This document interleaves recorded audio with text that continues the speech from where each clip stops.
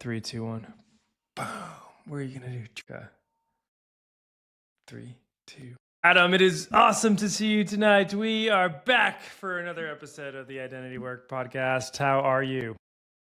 I'm good. Yeah, I'm good. It last one felt like 50. We've had like 50th episode. First one's in a new year. First returning guest. We've had lots of milestones. This is just another kind of normal episode. So I'm feeling good. Happy to be back in a rhythm. Good. Yeah, last episode was really good. Thanks again, Emma, for joining us. Emma's also leading, if you guys want more, she's leading a retreat to Costa Rica. A couple spots left if you want to reach out. That sounds great. And I'm not going this time, but would love to go in the future. So, Adam, tonight we are talking about the power of the inner circle, inspired by a piece by C.S. Lewis and recommended to us by one of our super fans, Chase. We'd like to say thanks, Chase, for recommending this article as a topic that we should talk about. And as soon as I read the C.S. Lewis piece and then Adam read kind of your distillation of it too, it was just, it really resonated. And like, I feel like I have meaningful work when I'm in the inner circle. And in the same sense, I'm not really enjoying work as much when I feel like I'm not a cool kid. And so I'm excited to dive in. Yeah, me too. So one of the benefits of being a super fan or also being a co-host is you get to often dictate what we talk about. So this is one that you requested a while ago, and it took me a little bit of time to get to it, but I'm glad we got to it. Hey, we're here. There's no shoulds. This is great. And yes, send in your recommendations. If there's a topic that you think we haven't addressed it yet, send us in. Emma did that with the piece, the New York Times piece. I think Matt Higbee did that with the Sabbath. So keep sending topics. Okay, the inner ring. And I think this does relate to, we're getting to the answer first, but this does relate to our identity, and that's one of the things that we're going to talk about. But Adam, maybe first just talk a little bit, or maybe we'll start with this quote by C.S. Lewis: "Until you conquer the fear of being an outsider you will remain." C.S. Lewis says the desire is to be in the inner circle was one of the factors which go up to make the world as we know it. And yes, his other quote was that he warned that the inner ring craving can become a chief motive in your life. Wow. I felt this definitely. I mean, when I was in politics, right? I think the inner ring can be very tangible in politics. It's like literally how close are you to the Oval Office is like a very physical manifestation of the inner ring. And then, when I was working on the presidential campaign, then there's always kind of circles of how close you are to the candidate and do you have an ear and, and that type of thing. And so you definitely like feel it in the political arena. But I felt this in the workplace too. Like, am I close to the CEO who's making decisions? Or even like groups, right? Or is our group being valued within the organization or not? So anyways, I'll pause there. Maybe Adam, talk a little bit about how you felt just the desire to be in the inner ring and inner circle as like a chief motive in your work life. Yeah. And before I get there, it might be worth spending a little bit of time being like, what is the inner ring? And I think it's probably like a little self-explanatory and it's this like title, but to go a little deeper, I think C.S. Lewis would basically define the inner ring as like one ring deeper than where you currently are, almost like kind of an insatiable desire to be more influential or more respected in the group that matters to you. And he would say the moment you get into some inner ring, there's like an even more narrow inner ring that exists in that group of people. Like Stephen, you're talking about the Oval Office, or be like some cherished friend group you want to be a part of in high school, and then you get there and there's like really only two best friends that are a core part of the even more core part of the group, and now you want to be like the third part of that best friend group, and I don't know, then you become that best friend and like they actually look up to some other group, and it's kind of like on and on and on. Where have I experienced this? I feel like I've experienced this a lot too. Definitely, I mean, I think if you look at high school, all of our high school experiences, just like general peer pressure. You like want to be part of the cool kids, and Yeah. whatever you define as the cool kids, you sort of aspire to be a part of. And Reminds me I of one think of our other prior guests, Larry, the CFO. I remember him once telling me, he's like, you never really leave high school. Like, there's always cool kids and not cool kids. And we were talking about stocks and like which one's analyst paper and that type of thing. But that always stuck with me. It's like, yeah, there's always, yeah. So high school's a yeah, very, very tangible example. yeah, totally. But I mean, I think I felt it a bunch of times in work too.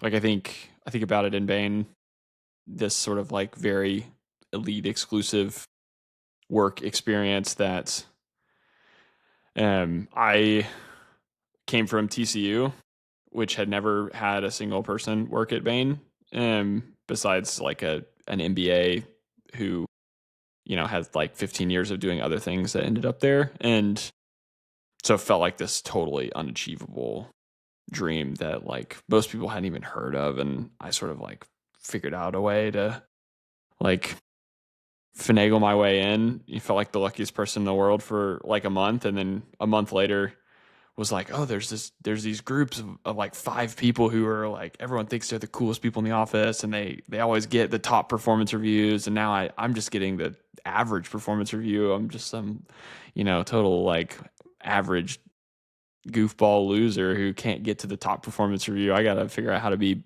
friends with them because they've got the secrets. And I feel like I felt that at every job. I think consulting type jobs or like investment bankers, you have a lot bigger set of peers, to compare yourself to, and you can sort of see performance relative to each other, I think, more clearly, which probably brings out more of this inner ring desire.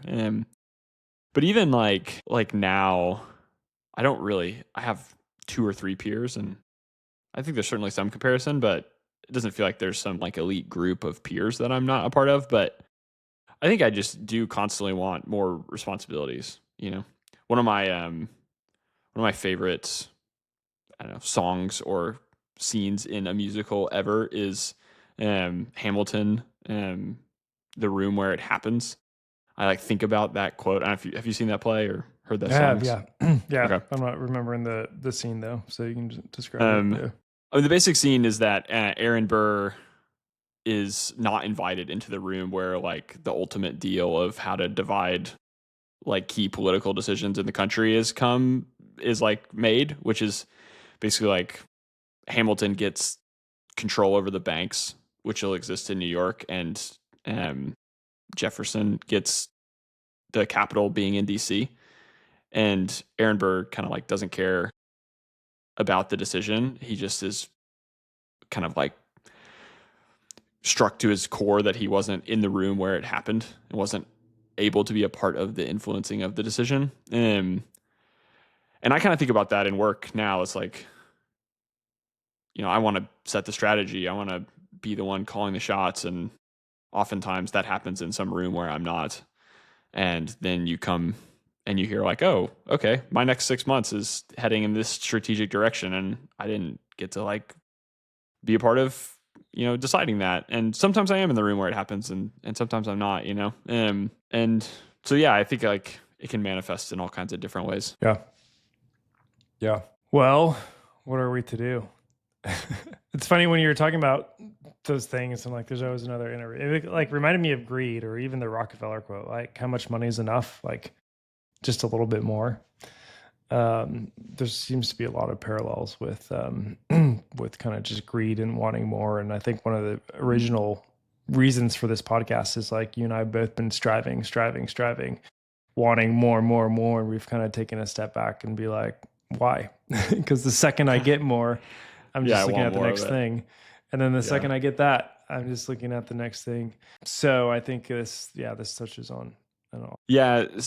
Lewis doesn't really give you like a step-by-step guide of how to break your desire for the inner ring. He just basically says, hey, this is a big problem and it's going to ruin your life if you don't just snap out of it. So you should snap out of it is effectively what I took away, at least from the article, which I think I probably would have liked a bit more, step-by-step guidance of how I was supposed to do that. We always want a framework, Yeah, I wanted a framework or some data points or something, but I didn't get that.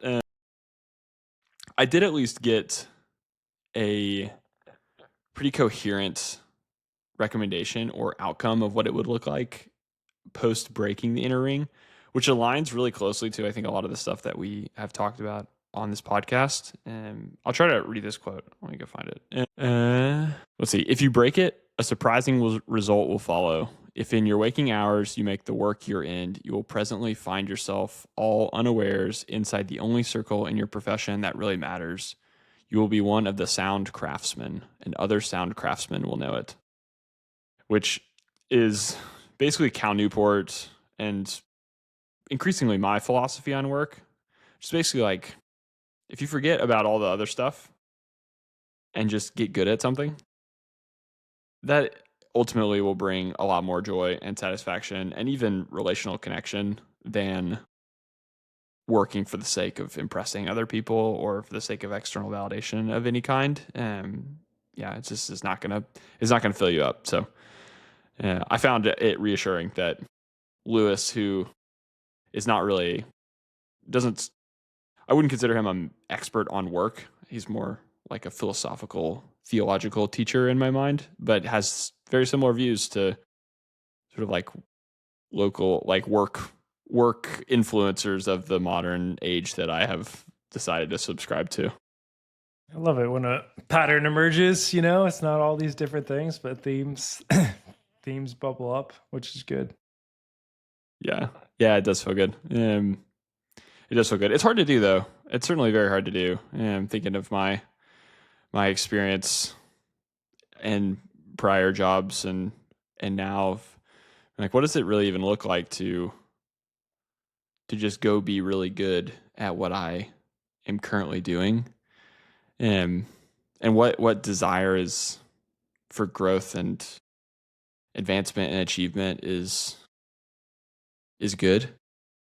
Yeah. I don't know. Yeah, I guess I struggle with that too some because I think like when you hear about office politics, right? It's kind of like people getting what they don't deserve. Like if I've that's when people complain about politics is it's like it's not about the work. It's about how you're kind of networking and leveraging relationships. And then that's how you move up. And so I guess I struggle with like, yes, I should only focus on the work. I don't know. But like we always talk about relationships being so important too. But I guess it's just not like that desire to like have that overarching relationship. I don't know. Rambling a Yeah, little bit. I think he's probably trying to get at your core heart motivation and what fuels you, and that's really hard to pick apart. But I certainly agree that there's like the job of being a great consultant is really like half of that, and I mean your job is probably more than half is like influencing the people that you're working with, they're that your clients, right? Like half the work is doing good work and coming up with a good strategy and a clear PR message for how that strategy makes sense for the business, and then the other half is convincing a bunch of people that are not currently running in that direction that they should go to this new direction that is you think better.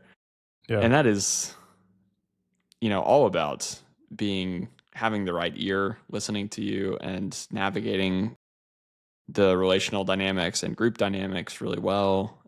So there's some part of sort of relational depth and influence that is part, I think, of being a sound craftsman, like Lewis is saying, but probably not this core motivation to impress or to be loved by that group of people.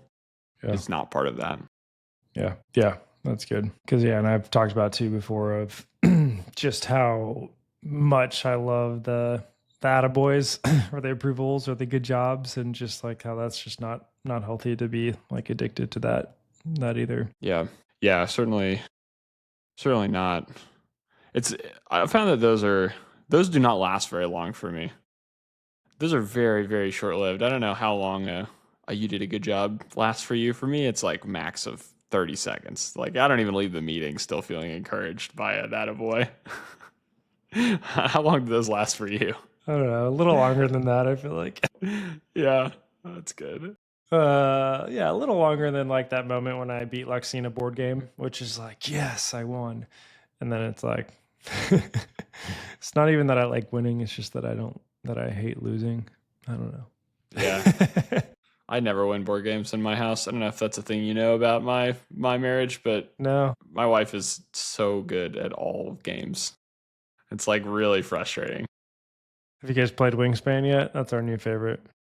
I have played Wingspan. Chrissy likes she doesn't like long strategic games as much as she likes sort of like fun, playful, connecting games. So we play a lot more like Yahtzee and um I don't know, cooperative card games and stuff. But she destroys in Yahtzee. It's like pretty shocking. Love it. Love it. All right. You did kind of go.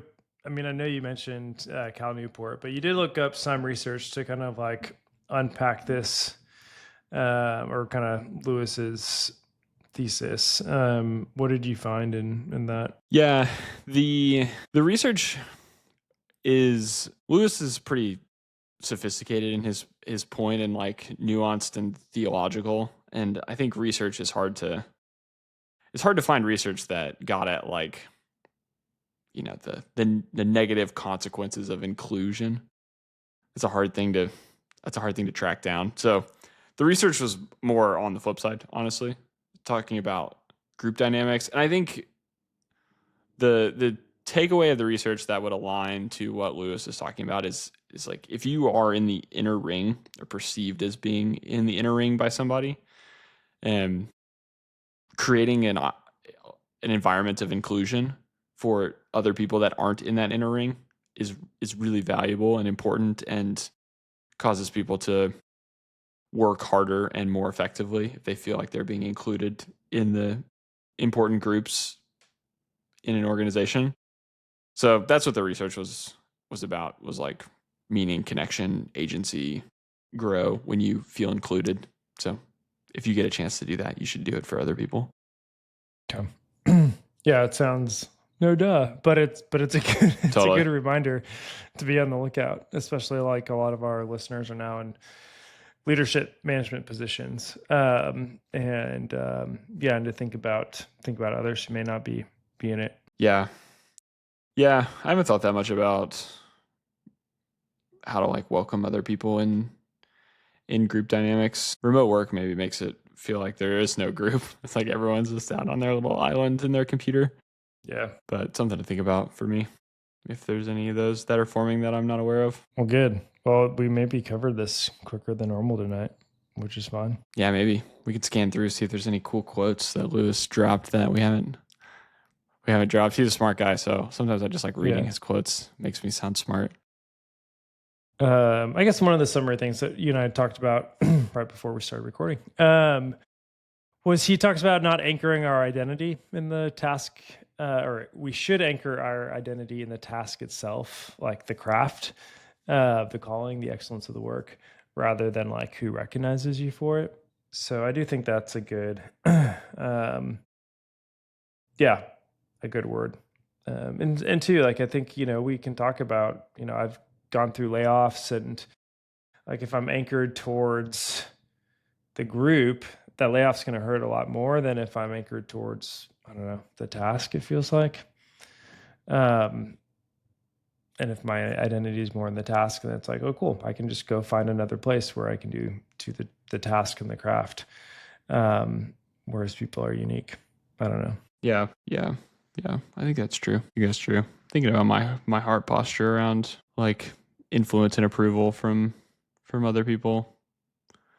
And we kind of thinking about like respect. I don't know if that's too divergent from this topic, but there's just people I like really deeply respect at Czech that I think are really, really good at their jobs. And I really want them particularly to think that I'm doing a good job. Like their feedback I value a lot higher. And I wonder if that is some part of what Lewis is getting at, is like, valuing the feedback, the attaboys. I know we kind of already talked about that, but maybe just sitting with it a bit more about how I do really crave that from some specific people that I feel like are pretty like influential in the business. I don't know, something for me to think more about. Yeah. And I am reminded of, I mentioned it before, the book I read to Addie almost every night, You Are Special by Max Lucado. And it's like everyone goes around giving each other stars and dots all day. But there's one doll that none of the stickers stick to. And it's because she like goes and hangs out with her maker, the woodcarver, who's kind of the analogy for God. And it's like, my maker knows who I am and I'm special. And like, I listen to him. And then like, I don't worry what other people think as much. Yeah. Yeah. Maybe I'll have Yeah, you it's good. do a newsletter on that book. It's a good book. Yeah, I need that. It's like my main goal for the year is being more content with who I am and my efforts and performance, being less like, I don't know, striving, discontent, anxious. So I mean, maybe after 50 episodes, you haven't figured it out. You haven't reached utopia. You're still struggling. Yeah. Yeah. It's kind of crazy that we've had that many episodes and I still feel like I've got a lot of questions. So yeah, tell me more. So your goal, it's still January, for the year is contentment. Yeah. Yeah. My goal is contentment. And I think that comes from a place of recognizing that I don't know, I just feel pretty anxious walking into the room for work, into my little guest bedroom office. And it's really not I feel like anxiety takes so many different shapes and forms. At Bain, I just felt like this intense, almost like imposter syndrome. Like I know I'm not doing a good job and they're going to find me and it's going to be like a disaster. And I've had other places where I worked where it was just like, I'm just kind of like bored and I don't want to show up and, go through this sort of like drudgery of a day. I don't feel like either of those things here. It feels like, it's not like I dread working. It's more like or this specific job, like I actually like it a lot. It's more like I just feel crushed by the weight of the quantity of work that needs to get done.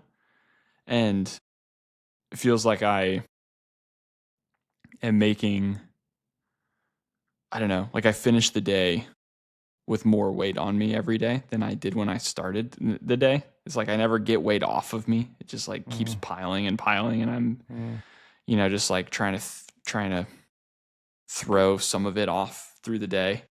And it's like, I'm working 12-hour days, and it's like we're still just treading water, trying to like stay afloat. And I think that experience results in this like just feeling of like panic that I feel.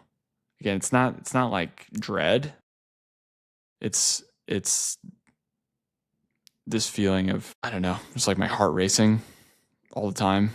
Like I'm never gonna like be able to breathe again. So I don't know. That's kind of heavy, but I think the goal for contentment is like that has been true for kind of a long time. And I think is going to be true for also kind of a long time. And I think I'm me. I'm like Adam, and I am human, and I can only do so much. And so I think I can work a 10 to 12-hour day and know walking into the day, like, hey, like this is as much as I can get done. And I can plan some time for the things that come up to like also get done. And if that's one thing today, that's good. But right now, I just walk into the day being like, panic. And then I end the day being like, panic. And that's a me problem. It's like my mindset problem in how I'm engaging with work and relating to work and choosing to experience it. And I'm hoping I can shift that perspective. I'm not exactly sure how. I don't know if you have any good advice on how to start to build some different perspective in how I approach a large quantity of work, but would love your guidance if you've got any. Thanks. I don't. I guess I just have empathy of like that's That's tough. Yeah, and I'm reminded of our listener who texted me the other day and said, "I'm worried about Adam too." So I just have, yeah, I guess I just worried about you as a friend and brother, because like going in, yeah, just like the constant one step forward, two steps back, and just the always feeling like there's more and more work being done or being loaded on top of you is tough. Yeah. Yeah, it certainly feels like a big weight. Yeah, It's made it a little better, or at least more, it's a little easier to carry because it's like literally everybody that I'm working with has the same yeah, weight. It's not, yeah, it's not like just me being picked on or something. It's just like the weight of the project. But in some ways, that's also hard because I can't, like, to give you an example, today I spent probably 3 hours like spinning my wheels trying to solve some problem that I know someone else could solve in 15 minutes, but I literally just can't even ask them to take 15 minutes to solve this problem because I know they're so underwater with a million other things that I just like can't bring myself to add another thing to their plate. And so I just like spin and spin and spin and spin, hoping I can solve it without having to bother them. I guess I would challenge you a little bit on that. If someone bugged you and you could save someone 3 hours by giving 15 minutes of your time, would you do it? Yeah. Yeah. I mean, I guess it's like maybe another way to say it is like I've like lightly bugged them. I've tagged them and asked 3 days in a row. And Got it. it's like if it doesn't get done tomorrow, then it is very bad. And the only way for me to get them to do it would be like smashing an emergency button to stop them from doing some other thing that's also very important and needs to get done tomorrow. And I'm unwilling to like smash a public emergency button is Yeah, maybe a that's better way fair. to frame the problem. That's fair. So I guess the other yeah, thing it's too not like an is, unwillingness to ask for help. It's like an unwillingness to demand that my problem is more important than their problem. yeah, yeah, no, that's fair. Um, And then I guess the other thought I'd add too is just we've talked about burnout or just, and I think what's tough is that like you don't know when the end is in sight. Like everyone can grind, but for a season. yeah, But when it's like indefinite, that's when it gets hard. And I don't know. Maybe I should listen more, not solve problems. But it's like, could we just not hire if everyone's overwhelmed and everyone's getting burnt out? Can we just not hire a couple more people to yeah, reduce the burden on your team? But or yeah, we shift resources. But I know we can't solve that problem here. yeah. Maybe if I was in the inner ring, Yeah. Circle. It all Yeah. But comes my full other thing circle. is like it's not all on you. I mean, we do talk about how you can craft meaning in your work. And we believe that. And also the amount of work is tough, right? You can craft meaning all you want, but if you're crafting meaning for 14 hours a day for 6 months, Yeah, it's tough. yeah, yeah. I'm definitely grateful for this podcast, like the newsletter, the medium to think about this stuff. I've maybe just honestly the act of doing this has been one of the biggest takeaways for me of my whole journey. The taking 8 months away from work to process. Maybe the biggest thing I got out of that was I just need to think about this in more often instead of once every 6 months. Generally, getting this sense of I'm discontent. I don't know why. I'm just gonna put my head down and grind through it. Like every week, we have a space to process and to think about work in the context of my life currently, and to almost like renew my vigor that we're doing a pretty good. I'm doing an okay job, and that the work is good, and there's lots that I do like about it, and lots that is connecting and meaningful for me, and some things that are hard. Yeah, I don't know. Getting a chance to talk about that out loud has been a really helpful experience for Good. me. So thanks for Good. listening and Yeah, guiding no, and I'm a questioning little and worried that prompting. this like puts pressure on you to like have it figured out, and so when you are discontent, you like are harder on yourself. Sad Adam pops up, so I'm worried about I'm worried about that. That's certainly possible. That's certainly possible, but I don't know. I feel good. I feel Good, better doing this than I would not doing this, I think. great. Well, thank you for devoting the time, because I know your time is your most valuable resource. And a podcast is one of the easiest things, and the newsletter, to say I'm not going to prioritize it right now. So thank you for prioritizing it, because I'm loving it. That's always fun, man. I love it. Okay, well, hang in there. If you want to process more, we can have the next episode just be on processing. Yeah, we can just do like a venting session, make Yeah. a private podcast we never publish. Yep. Do you want to go into trend spotters? Yeah, Trend spotter. Sure. Trend spotter. This is just continue down my constantly sharing things from the world of AI that I think are cool. Our head of product shared this article called, maybe messing up the exact title, but called Gas Town. And I haven't read the full article, full transparency, but the basic idea of the article is that the future of software engineering, kind of like the future of computing, is the ability to orchestrate many AI agents together. And basically like keeping their context. AI is like lose context like in X amount of time, and being able to like have 10 different agents all understanding what each of them are doing and not like overlapping with each other is like the sort of like next horizon that we're going to get to. And I think that like concept and that problem is something that I haven't heard many people talking about. And it's caused me like to reflect on where we are in the curve of like AI adoption, where I am on that curve. You went to business school, so I know you know this like framework of like early adopters and early majority, and it's got some fancy word to it. But do you know this fancy word? Some principle or something? The first mover advantage. Yeah, something like that.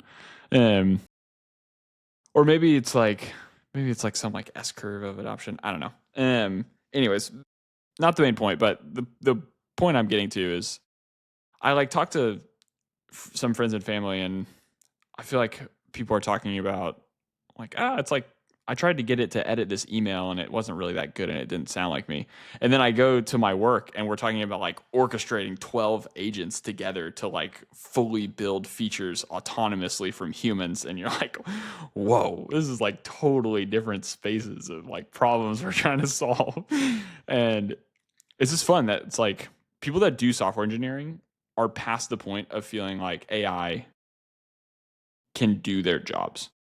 And they're now getting to the point of like, how do I get 10 of these things to all work together with me sort of like directing them as an overseer? Like that's where engineering is for the people that are like in the ground doing it. And that is so different, I think, than what most sort of like people I talk to about AI think that AI is capable of today. So that's my trend. Orchestration. Yeah. I'm reading a lot of articles about the future of consulting too, and that's basically like the hypothesis of like you entering at Bain will now be like managing the agents, and then so it's interesting. Do you have a tactical question though? Like, how do I build an agent? Like, is there like, do I click the agent button in like Claude, and then like build it out? Yeah, agent is maybe like feels like a bigger word than it is. Like I think the definition of an agent would just be like AI that can take an action. And so if ChatGPT responds with text, that's not an agent. But if ChatGPT like clicks a button on your browser, that is an agent. Okay. And so in the context of this computer software engineering world, like an agent would be something that's like deploying code, where not an agent would probably be something that like writes code and then shares it to you in a text window and you can copy and paste it somewhere. Got it. So it's basically like, thanks. Yeah. Making some kind of an execution step. Great. I don't really have a trend spotter. I feel bad.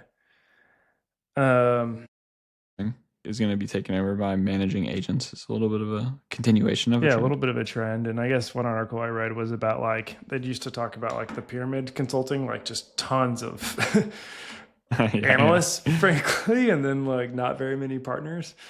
And it kind of said instead of the pyramid, it's going to be like an obelisk or whatever, just more of like Mm, a skyscraper, just up and down. Um, interesting. so, and I've thought about that even for my own company. It's like, do I hire a more like my next hire? Are they a more junior associate, or do I keep hiring the like account managers basically? Um, so yeah, so I think it is changing a little bit that too. Yeah. Yeah, I'm fascinated by what like college education becomes. I haven't done very much research on that, but Yeah. I've read a dozen of these articles that say basically like the future the skills that are going to matter for everybody is management. It's just like you're saying, your entry level job is going to become a manager of AI agents, and then the next level up is going to be the manager of the managers of AI agents, but everyone's a manager basically. Like, how do you teach that to a 19-year-old in college? We used to learn finance. Now we got to learn how to manage AI bots. Yeah. Yeah. How do you make a pivot table? And Yeah, you don't even need to know that. It's crazy. I literally like yeah. one of my favorite articles that I've written in my, whatever, 70 articles. I Yeah. actually think I broke 100-week streak on my newsletter like this week. Hey, that's Kinda crazy. huge. Yeah, I know. Wild. Congrats. Thanks. Yeah. But one of my favorite of those 100 was titled AI Stole My Superpower or something like that. And it's basically this idea of like the thing that differentiated me was being able to write SQL when I was at Homebase. I was like the PM that could write SQL. And it allowed me to move 5x faster than everybody else because I could answer my own questions instead of having to ask somebody else and wait 2 days to get the answer to my question. And now, man, like I literally wrote a 580 line SQL query in like 4 minutes today, and it was perfect. And I have no idea what it did. I didn't even read it. I just put it in and was like, okay, yeah, that gave me what I wanted. Sweet, we'll move on. I don't know how it did it. Like, that's crazy. It's crazy. Anyways, sorry. I can go on and on. It's crazy. Yeah. Okay. Cool. Well, this is good. We have a Delve deck question? Yeah, I do. I think we cleaned up our room. No. Where are they? Oh, speaking of AI, we got to get AI. Give me a random fun question to ask podcast co-host. Sorry, everybody listening to me type. This is the real authentic stuff. Good, but this is helpful because would pull this out, but not us. Yeah, somebody in home group the other day is like, "Oh, they wouldn't want to host it because they'd feel the pressure to like clean the house or whatever." And I was like, ever since Adam said like we should feel like we should be like people are less judgy for having messy houses, we shouldn't worry about that. Anyways, some of these things that you've said in this section, I love that. Stuck with you. That's very kind. Okay, if you had to give a 10-minute TED Talk tomorrow, what would you talk about? Maybe you talk about this. Maybe that's boring. What's a hill you're completely willing to die on that doesn't matter? Well, I'm willing to die on. I'm trying to think of anything interesting or creative here. You put me on the spot. What do you think? Yeah, please. Came up the other day for me from a teammate giving me feedback. But I hate all caps. I think it's impossible to read. And so if I ever see anything in all caps, PowerPoint slide headline, press release headline, I was like, get that in sentence case. Sentence case only. What are your thoughts on title case?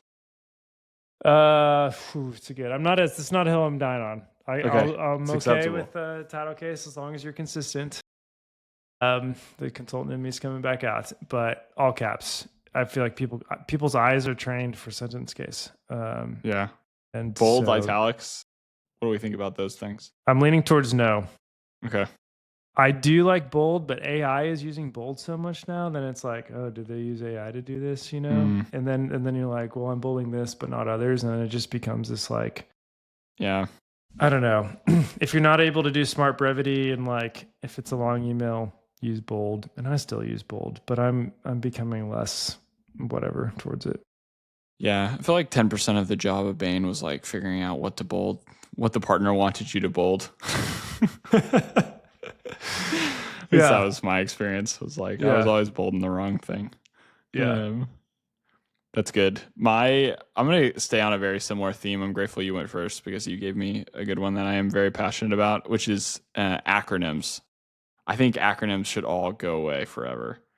And once every 6 months, those like super common ones are like, okay, whatever. But the company specific ones that are like, for example, FE. We use FE stands for front end and filing engine, which are like very commonly interacting terms that we use the same acronym for. I'm like, come on, people. Like, this is crazy. Once every 6 months, I'll get so fed up with like being unable to read some sentence that someone sent me that I will send them this article or this internal email that Elon Musk sent at Tesla called like acronyms must die, that like formally bans the use of acronyms or you get fired. And I'll send it out to like some public channel and say, please no more. This must stop. So anyways, that's my hill I'll die on. Great. I love it. The last comment I'll tie home to on the inner circle is this week, the World Economic Forum in Davos is happening, which the world describes as the utmost inner circle, which is kind of interesting, timing and all this. Yeah. So, are you going? I'm not. I've been before. Did I tell you that? I did know that. Yeah, and I was kind of nostalgic, and it was kind of like, wow, no, I was pretty cool back then. So I'd like to go in the future. It was probably the most impressed I've ever been of another human that I knew. He subtly dropped this like, oh, I'm going to Davos. I was like, holy moly, who is this guy? I was on the outskirts working it, but it was awesome.